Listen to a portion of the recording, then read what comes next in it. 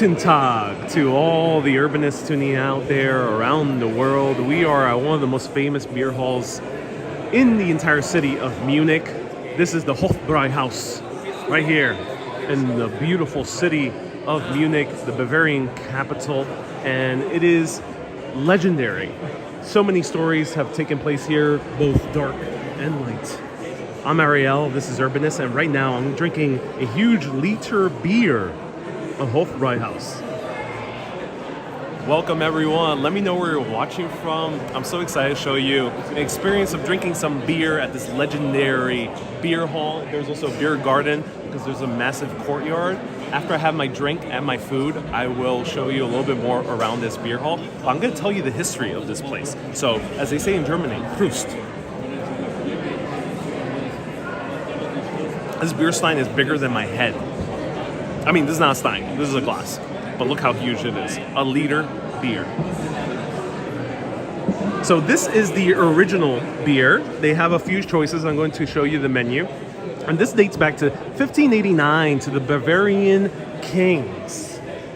Now, the royalty only had access to this place for a very long while, nobles as well. But then later on, it became open to the public.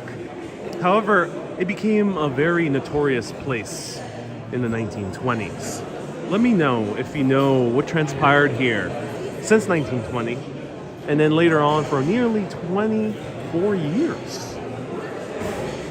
Also, there's a very dark secret hidden in the murals above. Look at that. So welcome everyone. Nice to see you here. I am super excited to be here.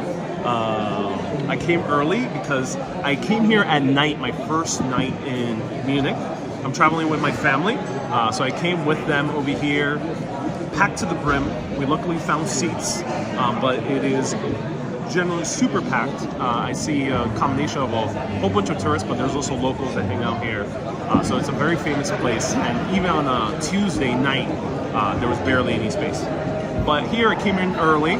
It's a little bit like 11:40 something, around there. And I wanted to show you a little bit of this beautiful beer hall. Because while it is a massive tourist destination, I think it is cool, the history, and it is a wonderful experience. There are other beer halls in Munich. I experienced so far one more that had better beer and better food, but it wasn't quite the same as this. So I'm going to try this beer. Just tell you how it is. This is 1 liter. You can buy a half liter if you want to. There's not really sizes below that, I think, most places in Germany. And I think this is about 4% beer, but they don't say it on the menu. I'll show you the menu in a bit. Oh, it's nice, crisp, refreshing. I really like the deep flavors of it all. It's very easy to drink. And much higher quality than your typical commercial beers in the US. This right here is the most commercial of the beers in Germany. And it tastes better than even some of the top brands in the US.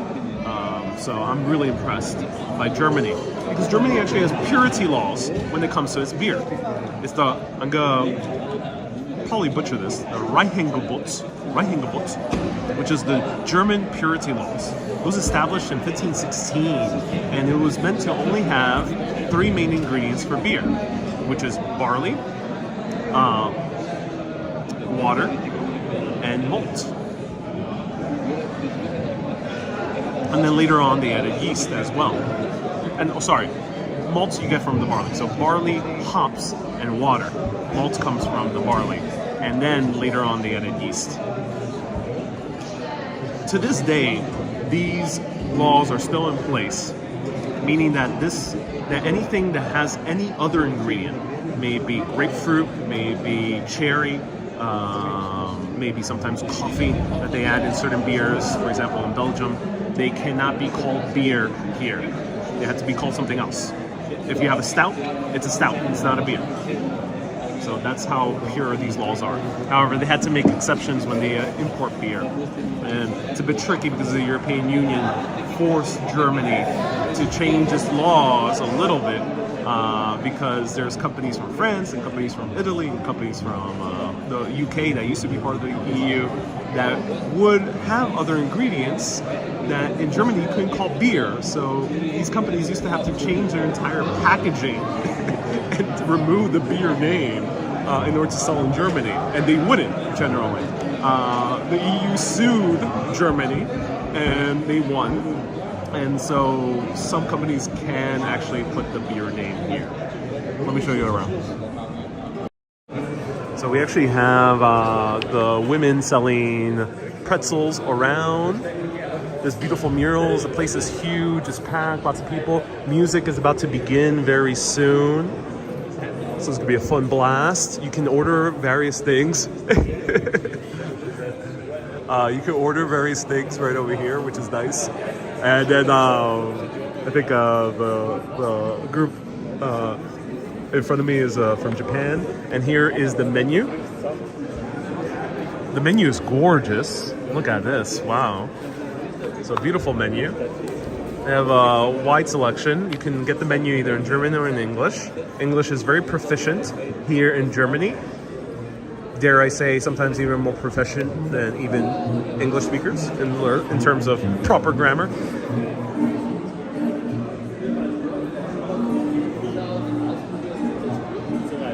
So we have your breads. I order a pretzel. I'm gonna wait up for it, and I ordered some sausage.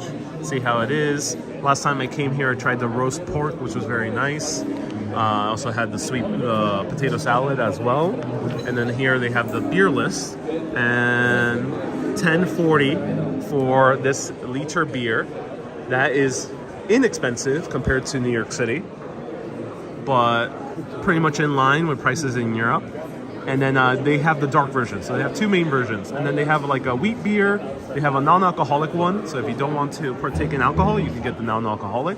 And they have what's called the Radler. And the Radler is beer with lemonade, which is very nice. And you can see the prices here. About $10.40 for liters and $5.50 for half liters, which is about a pint. And they also have wines, non-alcoholic drinks, of course, and sparkling water and things like that. This is very nice. Susie says, oh, I love the ceiling. Susie, I would say refrain from showing any love to the ceiling until you hear this story. Anyone who left a comment saying that the ceiling is gorgeous, I know what you mean, but refrain from saying it's gorgeous because I'm about to reveal a deep, dark secret about this ceiling. Do you see right in here, we see these lamps, and you show these lamps, oh, the music has started. In front of these lamps, we have this weird shape. What do you think that shape is? It kind of looks odd.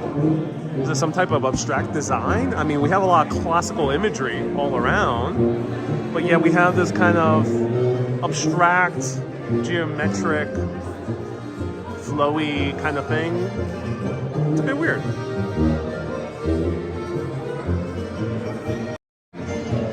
So, back in the 1920s, the Big H, Hitler himself, February 1920, had a speech here with 2,000 people.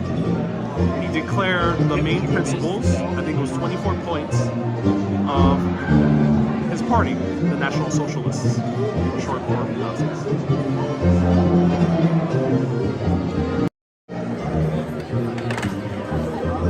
Danke.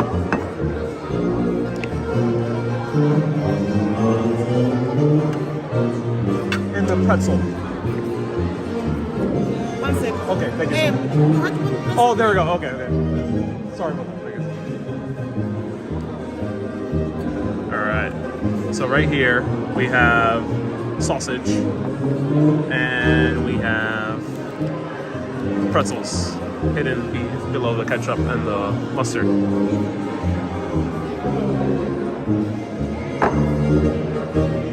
And Transit says it looks like a gesture costume that has been splattered. It does, yes.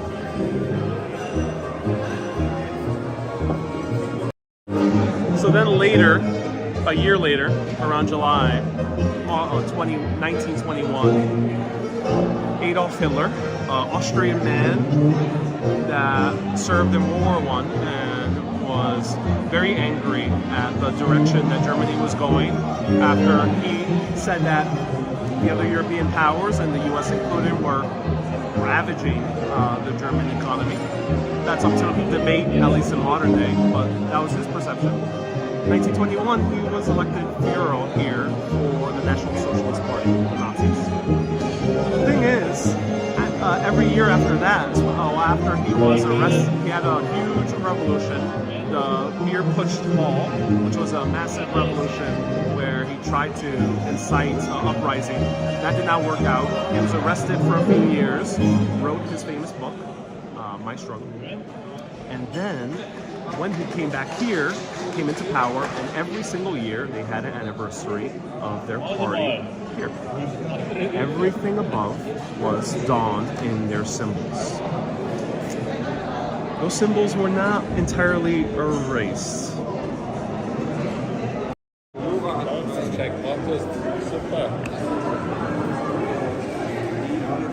So, well, the fishes make sense. These other symbols kind of make sense. They look a little bit medieval, but this one, yeah, that is the main symbol of the party. That is a swastika, ladies and gentlemen. And it was covered up with the design, but you can kind of make it out. You can see the shape right here. See the shape. Right there. Wait. There we go. Still here to this day.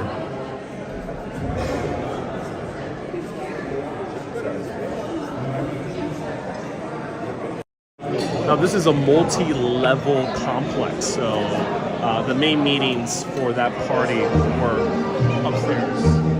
But yeah, let's try this out.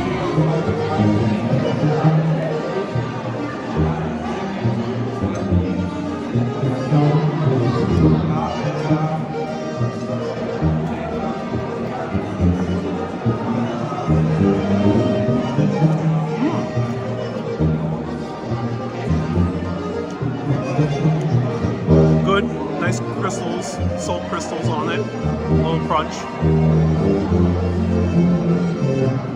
Salt.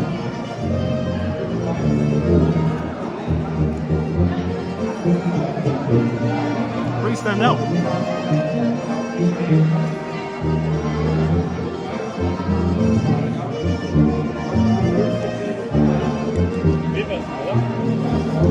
Here's the sausage. Dinero says the pretzel looks super dry. I haven't tried any of the pretzels yet. But I hope to do so very soon. This has been the only pretzel I've tried thus far, so hopefully I'll try it out soon. But yeah, the pretzel's a bit softer than in the US. US they tend to make it a little bit harder.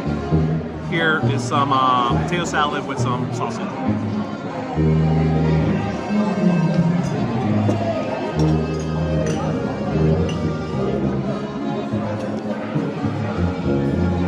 That's really good sausage. It's like a hot dog. I tried better sausage in the market nearby. It tastes like a great American hot dog.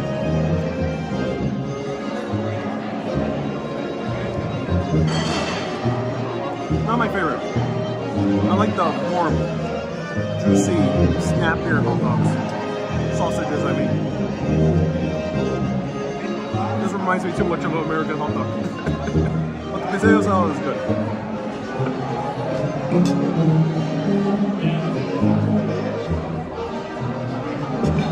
Lorraine sent 1,000 stars. Thank you so much, Lorraine. I appreciate you. Thank you. And Christine says the music, very stereotypical music.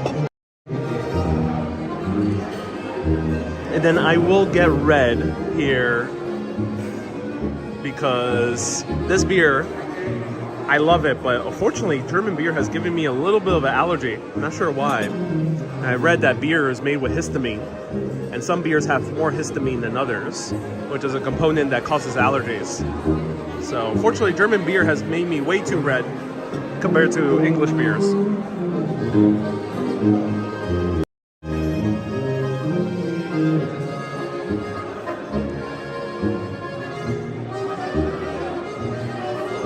Wendy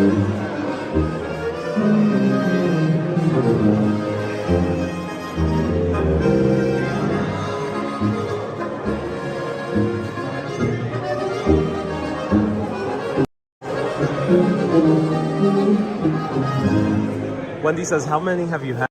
This is my first one of the day. First one of the day.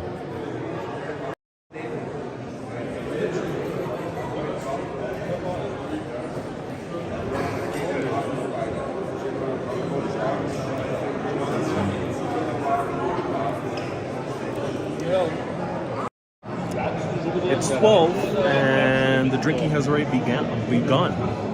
You know what they say, ladies and gentlemen. It is 5 a.m. somewhere.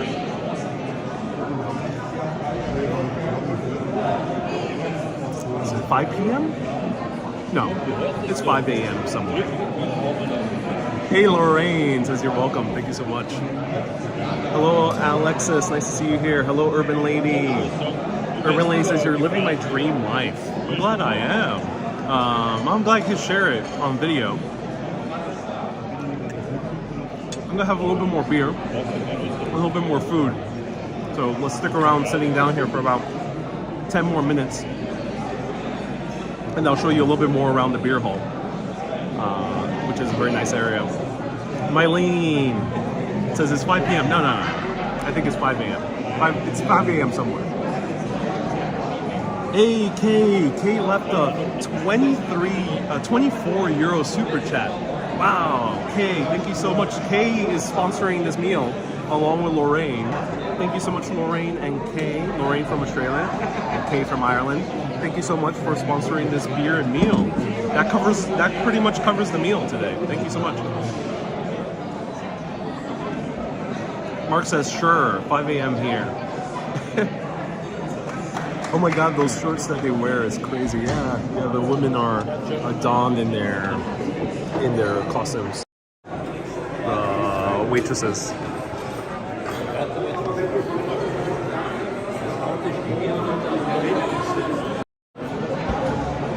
So yeah, they're donned in their costumes here. So feel free to ask me any questions. Kay says it's start party time. I'm so glad it is. What's the character hanging from the ceiling? I don't know. It's an odd character. Let me know. It's the spokesperson, the mascot for the company. Do let me know.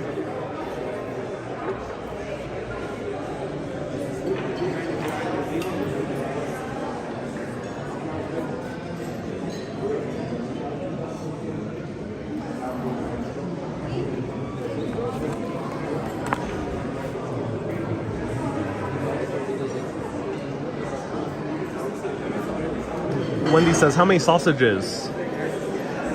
There were 4 big sausages here. I just ate half. 4 big sausages. About 11 euro for this.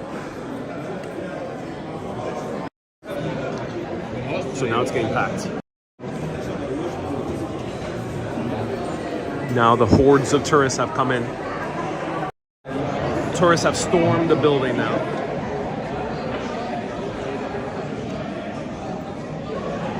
Hey, Dr. Tachi, nice to see you here. Welcome. I love the piece hanging. It's so unique. The lamps are gorgeous.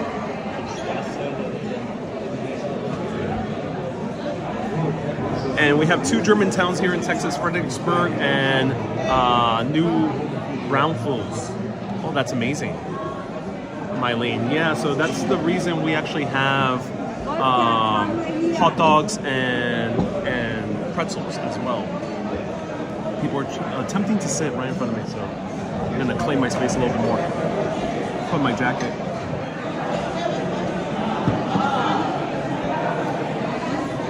I'm gonna put my jacket over at this table because people have attempted to sit.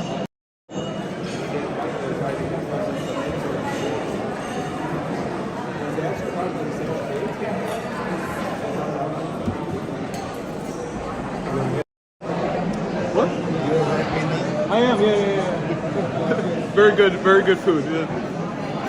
You guys enjoy it? Not too bad. Not too bad. I'm all for camaraderie in general, but when I'm doing a live video, it's a bit awkward when someone attempts to sit right in front of me. So hence I'm claiming my space.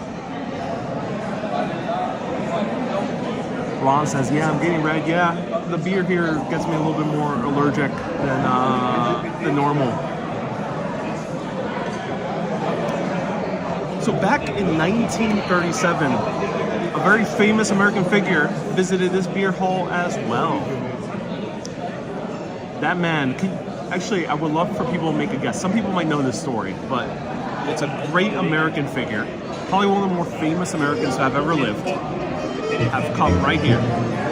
A few Americans have come, but there's a very big one that came. Hint, he was a president. He became a president later. Meta says, Guten Tag. See, Germans are very aggressive when they see a camera. Yeah. That's why I'm sitting in the corner, facing the camera towards me. Meta. Yeah, this is not the most camera-friendly society, so I'm aware. Ida, nice to see you here.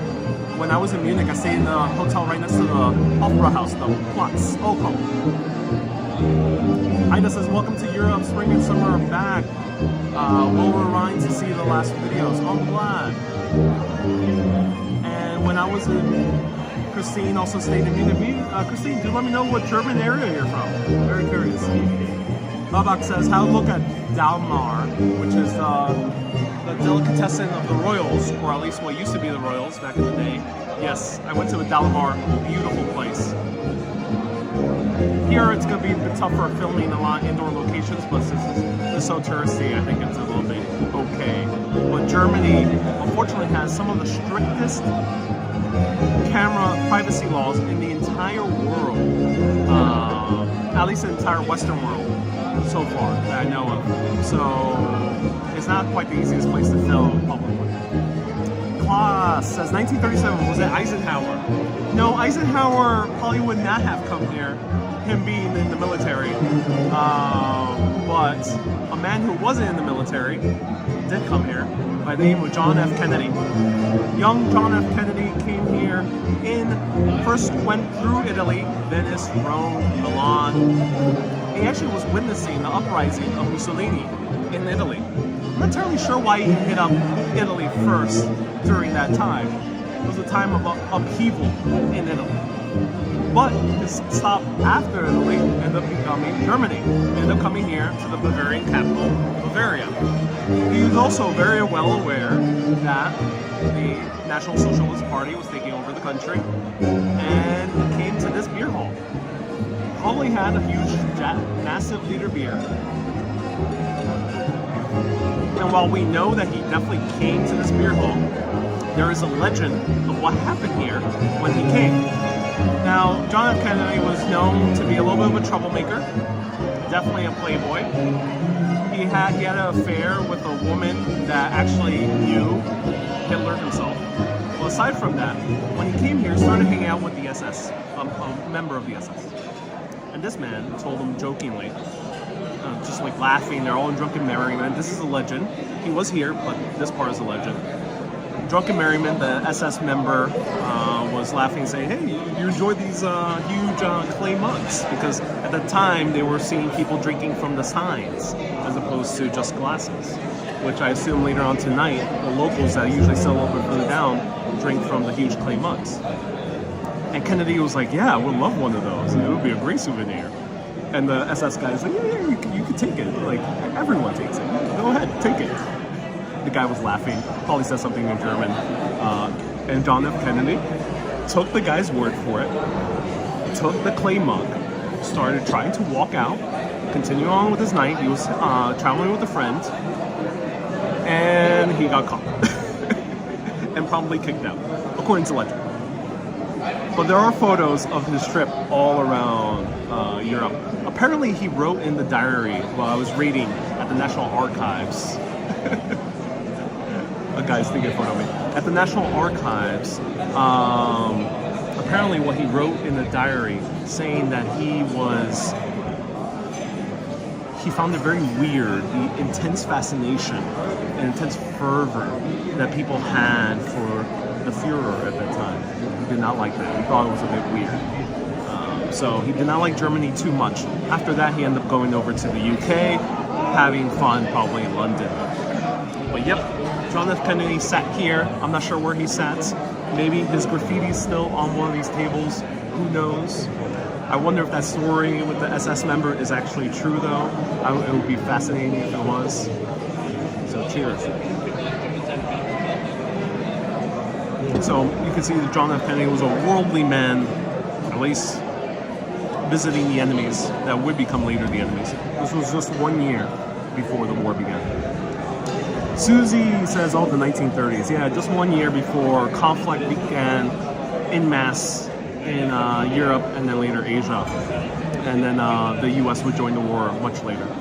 In 1941, I think, was the year.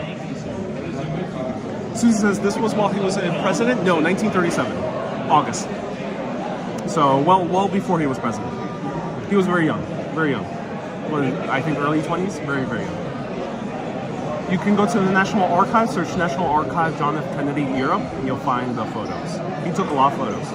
And I think his diary is published. I think you can read part of his diary.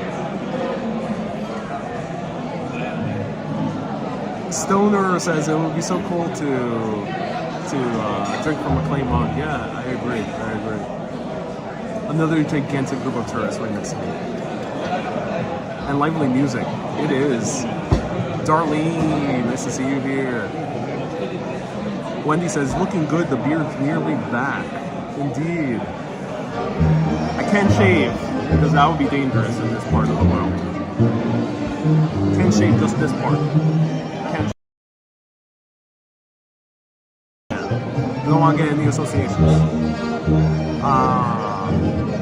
NW guessed Ronald Reagan.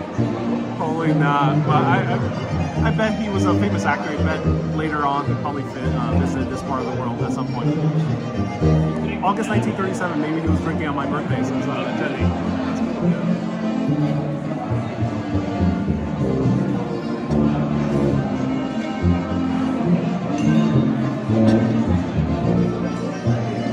Kay says, is there a danger of the video being taken down because of mentioning World War II history? Yeah, unfortunately. Unfortunately, there is a case.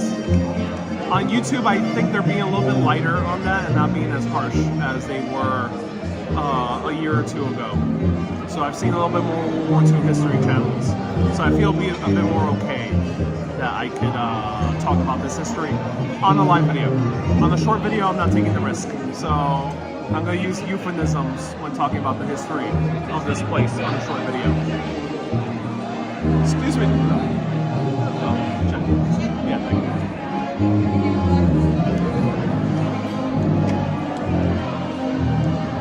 Alright, so I'm getting the check.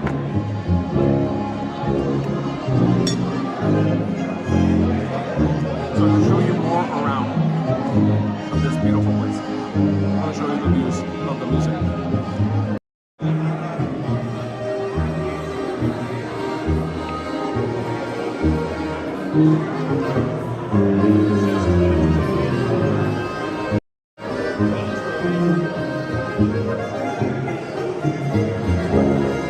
Jenny says, when I said August 37, 1937, I meant the month of August, not the year. Okay. Jenny, I would be very impressed if you were from 1937, to be honest. Nice soft music for the day.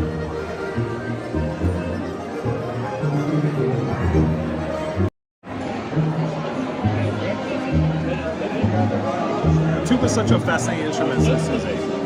It is. The thing is, with beer glasses, they're so heavy. Yeah, this is heavier than like a pint glass in England or the US. And yeah, even this one. This is a half liter, which is close to a pint. This one's much heavier, and they use a lot of glasses. Make it show. Apparently, the reason that they do that is because when you order your beer, you're supposed to clink glasses. So you're supposed to get a clink. If you made them more British style or American style, the clink might actually break the glasses because you're supposed to think pretty hard in German culture, from what I read. Susie says you need a hat. Oh, that one of those hats, yeah. That would be nice.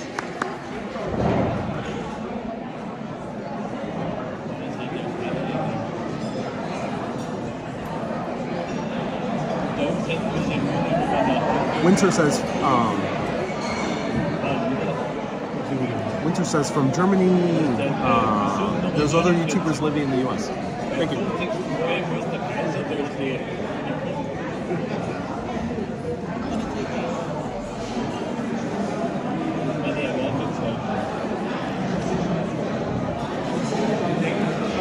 Keep the change. Thank you so much. Okay, so here you can pay in card, but one thing I noticed about Germany is that when you pay a card, they kind of ask you to go to the front. Unlike in France, where they usually bring the machine to you. And then the other thing is there is like tipping here, more than in France. France, I do not see tipping to be really expected anymore. England is kind of very ambiguous in the UK. And then Netherlands, definitely not. And Denmark, definitely not. But here, it's still kind of expected. But it's not as big as the US. So I kind of just round up. So I rounded up to 25. But here was the price.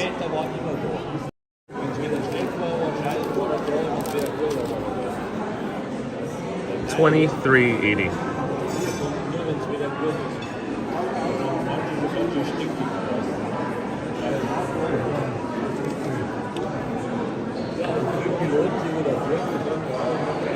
Susie says, I'm having a cup of tea and you're having a beer. Can we swap? Maureen says, I'm joining you for a beer. Enjoy. Hey, Maureen. It's very early in the US. But you feel free to get into the German spirit. I won't judge. Are people friendly there? So, DS. Let's save this receipt. People are generally friendly. It's a straightforward culture. Not as straight in terms of bluntness, in terms of directness, as the Netherlands or as Denmark. So it's straightforward, but with a little bit of conviviality. There's a little bit more cheeriness in the interaction. The Dutch are pretty much more serious, straight on. You have to kind of work your way to open up a Dutch person, or get drunk or get high with a Dutch person, or to have a nice convivial time. And in Denmark, Denmark is a bit different, but here it's much more straighter than France. That's for sure. There's not much need for immense politeness like in France, so you're not expected to always say hi. So in France, you're always supposed to say bonjour. Everywhere you go, you have to acknowledge the presence of the person you're about to interact with anywhere in France. Maybe going to the train, maybe going to the shop, maybe going to the restaurant, maybe going to have coffee, maybe going to the bar, anything. Maybe going to the laundromat. You have to say bonjour in order to start off the interaction at the right foot. Here, that's not really necessary. Don't really see people saying hello all the time. So no one really gets offended if you just walk in and sit down without saying hello. And the other thing is, I don't see too much use of please or the German version of bitte. I don't see as much as I see s'il vous plaît in France. So France, there's a bit more of a basic need for the niceties that is almost required in France. And then beyond that, pretty much straightforward in France. In the US, there's need for general nicety. Here, not so much. It's a more straightforward culture. So yeah, people are friendly. The downside is, in terms of filming, I can tell that it's not the easiest. And I actually was very curious as to why. I found out the reason why filming and photography is not so looked well upon here in Germany, as opposed to other Western European countries. and it dates back all the way to the early 1900s when the last German emperor, do remind me of his name, the man who started World War I, on his deathbed, there was two photographers coming to his residence. And of course, no one's going to let anyone come in, especially journalists, into the deathbed of the great leader of this German country back in the early 1900s, being royalty of all things. However, these two men managed a way to sneak in to his bedchamber while the man is dying, and they snap a photo. They end up publishing that photo and selling it. And it became a huge, it circulated all around the world. This leader of Germany in his deathbed, which is a bit egregious. No matter what you might think of the person or the individual, it's a bit egregious. So after that, Wilhelm, thank you so much, Ole. Wilhelm. After that, the German courts passed a law saying that you cannot take someone's photo with the explicit permission unless if you're kind of just filming a general crowd. So that's why it's much more stricter than other parts of Europe. But nonetheless, we're in the touristy place. I'm not filming anyone specifically. So let's carry on and let me show you a little bit of the rest of the beer hall. Let me finish this up.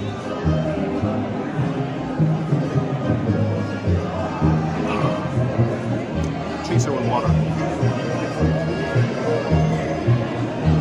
Here they do charge you for water.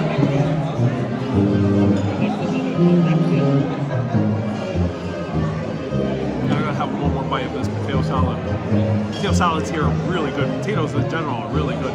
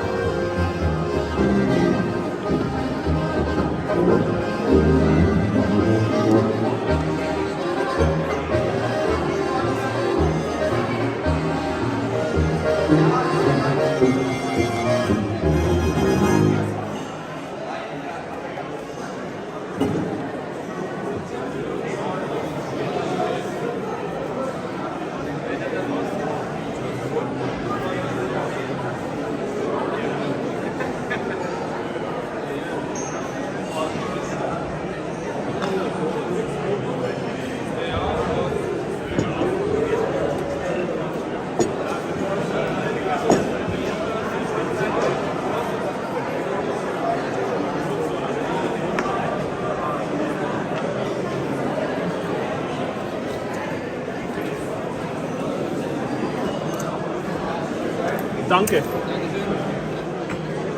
All right, let me show you around the beer hall. That is the main hall.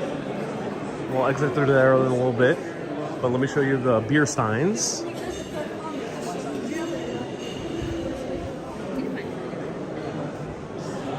So a lot of tables here, and then we see that either these tables,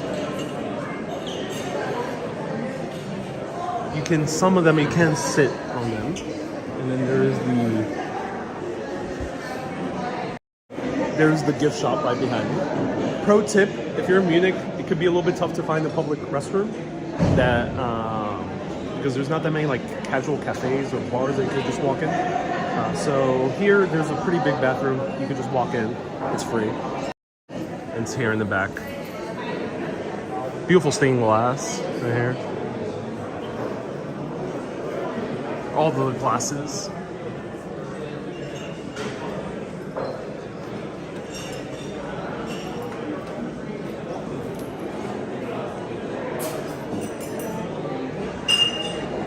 Winter says, oh, you have a lot of beer.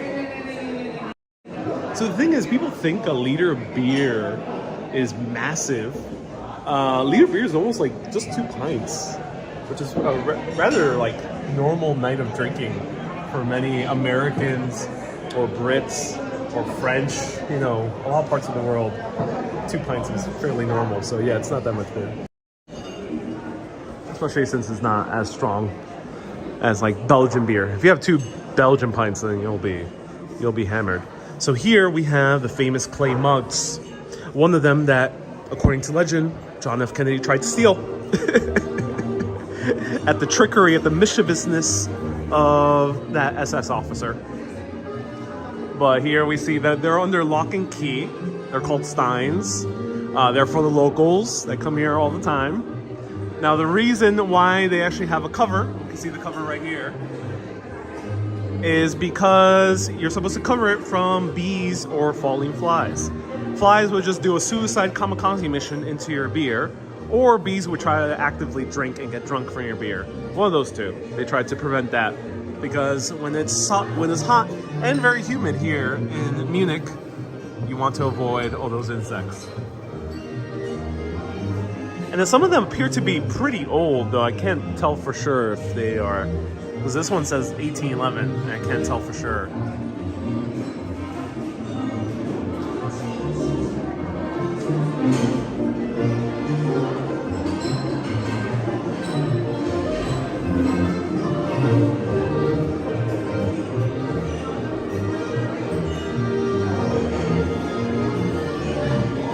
Stoner says you should grab one right now. No one will notice. Master your lock-picking skills first. Yeah. Some beautiful steins. Look at that. Kay says 2 pints is not normal in Ireland. Kay, you're lying. I spent a month in Ireland. Did not see anyone drink less than 2 pints in Ireland.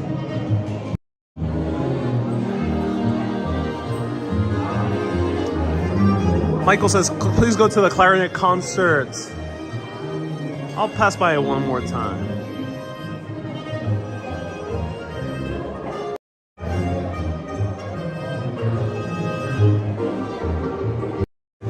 Yeah, they have new steins that you can buy. Susie asks, can you buy any new ones? Yeah, at the gift store. I saw them for like $300. They're very highly decorative, so I think they're pretty expensive. But there's like cheaper ones at the store, at the other gift shops.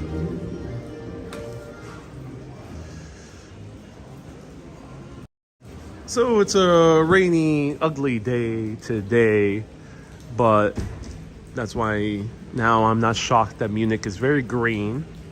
It appears to be a city where it rains quite often.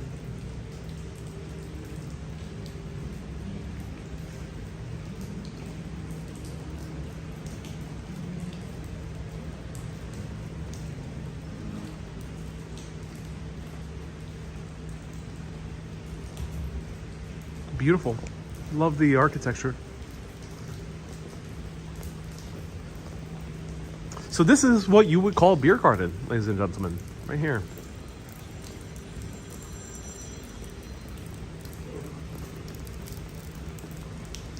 Have you bought your lederhosen? Says Gary, the huge stockings that men wear. No, not yet. Not yet. The rain is very welcome, says Jeff. Oh, it is? Think so?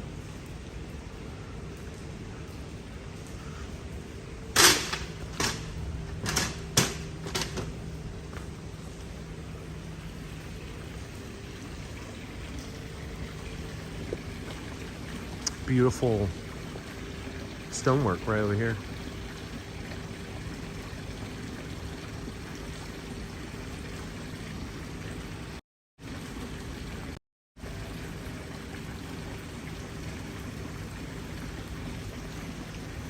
Jeff had a drought in Munich the last couple of years. Oh, I see. I see. Okay. In that case, it's good. Bad for me as a tourist, but good for the German people. That's good. Good for the Bavarians.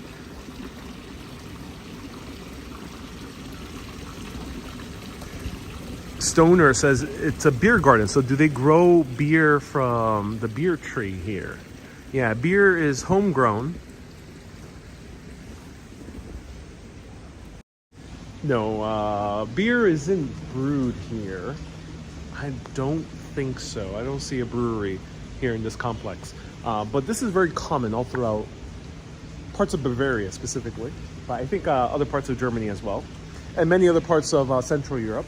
There's a beer garden. Yeah. They are partly due to a mandate from law. I forgot exactly what the context of the law was. Something along the lines of keeping beer drinking pretty pure and not having people sell adulterated beers in other locations. A raindrop just fell in my eye. Selling beer in other locations. I think something along those lines. But beer gardens were birthed partly due to legal regulations. And Alex says where the big H got started. Indeed. Indeed.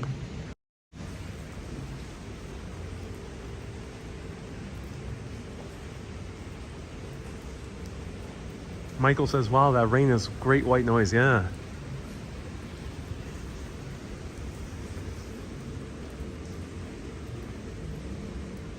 So the upper floors are not open, which is a bit of a shame, but I'm gonna attempt to walk up here anyway. See if I can peek into the upper floor. The kitchen is huge.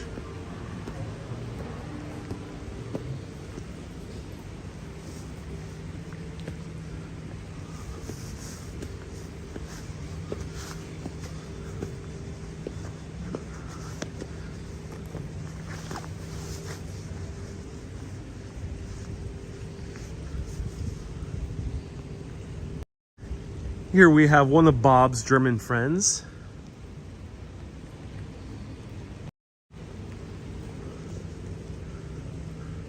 His name is Ratzinger, the rebellious pigeon. He's known to have, he's a professional statue pooper. One of the best in Bavaria. The best Bavarian statue pooper there is.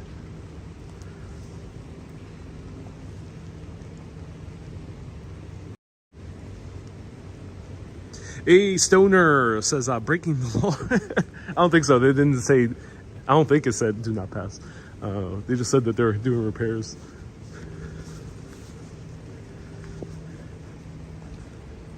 I hope you have some Bavarian cream pie soon.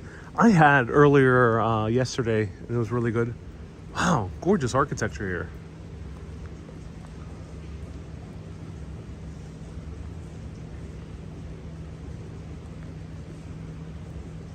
Marianne says, I love the stream. Yeah, let me know if you're loving the stream. Thank you everyone so much for tuning in.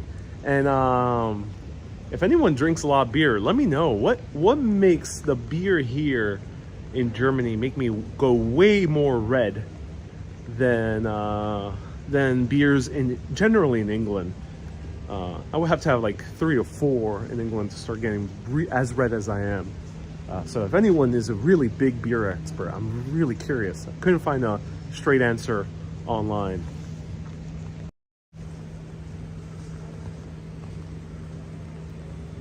What's your academic background? Electrical engineering, I have a degree.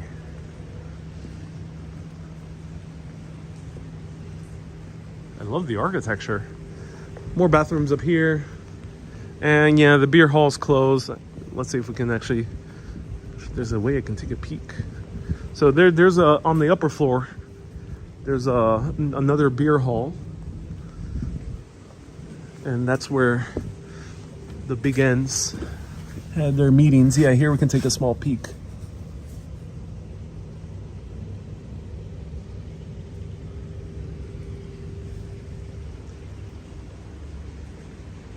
Debbie says German beers are pure, so more potent. Is it because English beers use more water? Is that the case?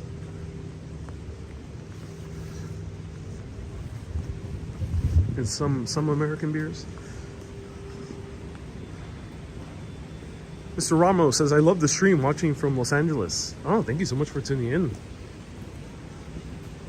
I appreciate you.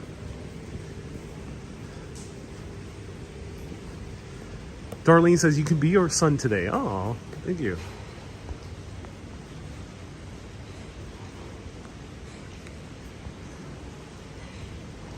Susie wants to see a cream pie. That sounds like a good idea right about now. Did you eat lunch there, Mika?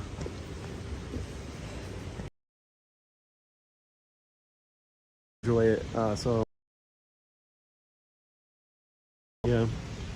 Yeah, I did not like it. It was pretty good. It was, well, I mean, it's okay. It was okay, but it could be better. There's better sausages here in Munich. The beer is pretty standout though. Does someone recommend me to try Augustine? I did yesterday. I really did enjoy it. Great beer as well. So far, the best one I had has been Augustine or something. Augustiner. Really great beer. And that they have their own beer hall a little bit further down, about 10-minute walk away from here. And you can find just generally their beers around the city. I gotta try Paulaner. That's the only German beer I've really ever tried a lot in the US. That and Spaten. Spaten is my favorite beer. Oh, Spaten does not make me red. I can drink all the Spaten and not be red. Oh my God, that's a miracle. Oh, I gotta go to Spaten beer garden. Let me know, where's the main Spaten beer garden? So curious. How's your coffee experience here been? Pretty good coffee. There's not that many coffee shops that I've seen so far. I maybe have to do more exploration, but I haven't seen too many coffee shops. Mika says, the signal was gone. Didn't hear your answer about lunch. I attempted to eat lunch here. It wasn't my favorite. Aside from the potato salad, I was a bit disappointed, but the beer was nice. All right, let's continue exploring. I was feeling the pigeon will become a world famous street performer. Yeah.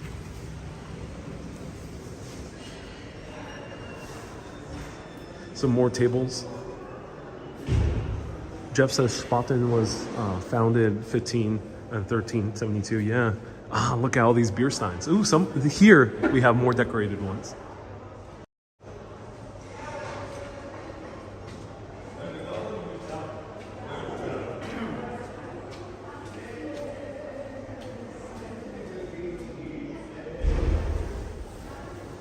Susie says, I wish I would have finished here the pretzel. Yeah. You know, what we have done with my family and I, the portions here in Munich are much larger than the ones in France. A bit smaller than the US, but still larger than France. So here you can share plates, especially since the foods are so heavy. We haven't really ordered more than like 2 plates, and we've like shared and been significantly full from the food here.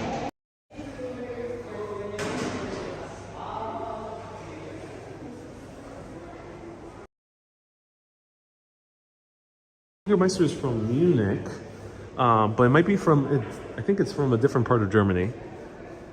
Wow, look at this fountain. What does this fountain say? Pro tip, if you have your phone, You can use Google Translate and use your camera, point it at lettering like this. I think it might be able to decipher this older lettering as well and translate it for you. Why the locks?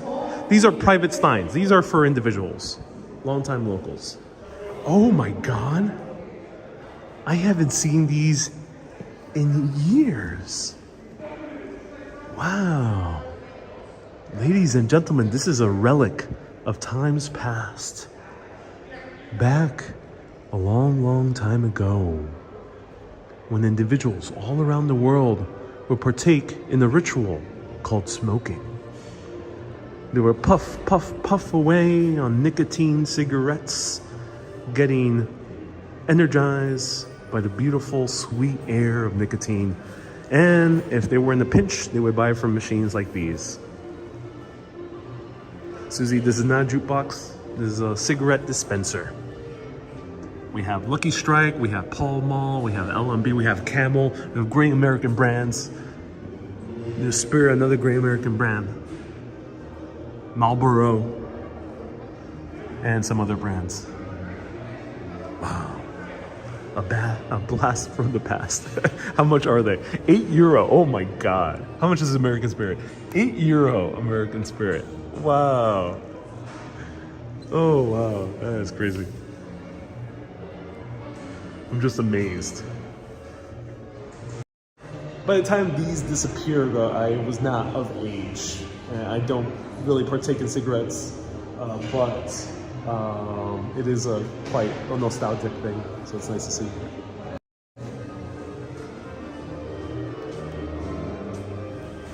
Guten Tag. Hello. What is this? Regular customers, they can wash their mugs here. Oh, they can wash their mugs. Okay. All right. So here, as the gentleman just said, steins. These are used over and over again. You can wash your steins right over here. That's awesome.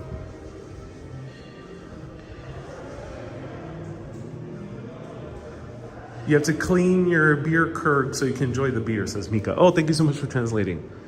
And here we have like a area with more glasses. All right, so let's not do what John F. Kennedy did. Let me avoid his fate that happened to him here in Hofbräuhaus. And let me not get kicked out like one of our most famous US presidents. And I'm going to continue on. I'll go deeper into those rooms. Let's see if there's another way to go upstairs.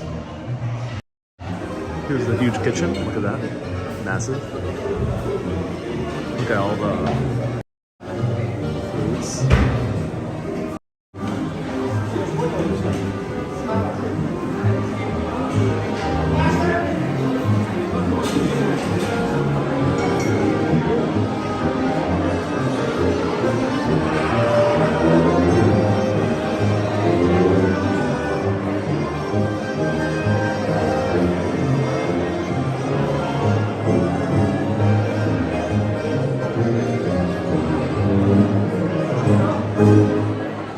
That was great.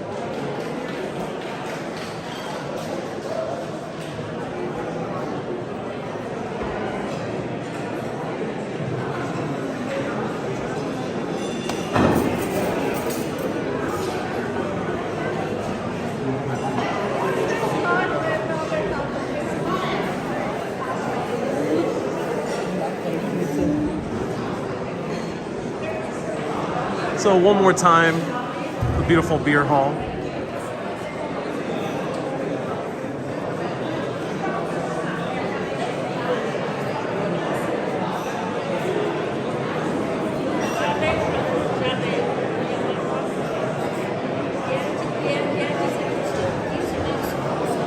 So other famous people have come here aside from President John F. Kennedy. Wolfgang Amadeus Mozart as well was known to drink here while writing pieces of his music.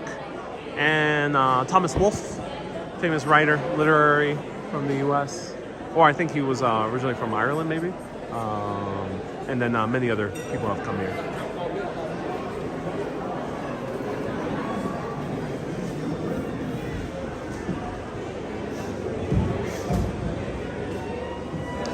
And And right inside is the gift store.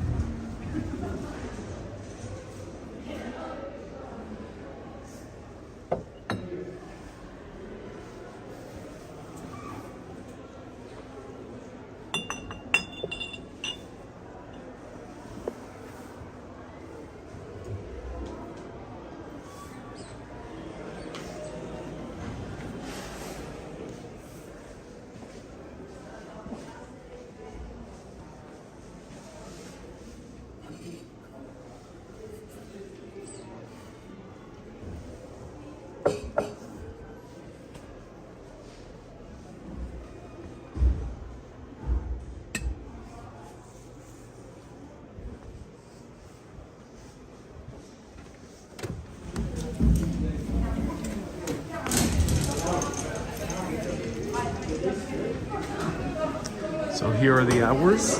They are open until midnight. However, they close the kitchen at 10 p.m. So do be aware of that. I think they have pretzels after 10, but hot food up to 10 p.m.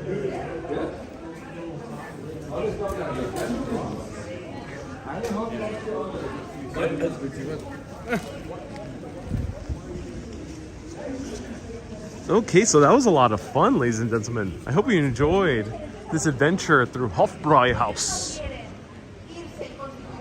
Right here, huge tour group right down there. This is the outside. A lot of people take a photo of this corner.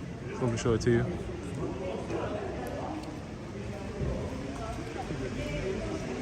Debbie sent 200 stars. Thank you so much, Debbie. I appreciate you.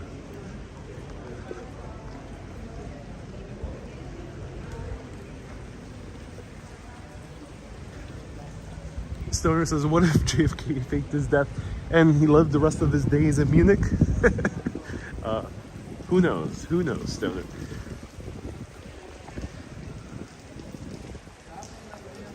Susie says, I'm late for work, but it was worth it. Oh, I'm so glad.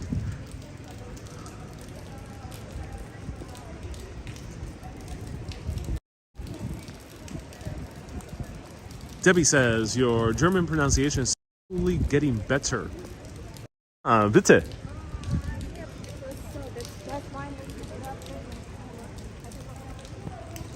Dankeschön. Dankeschön.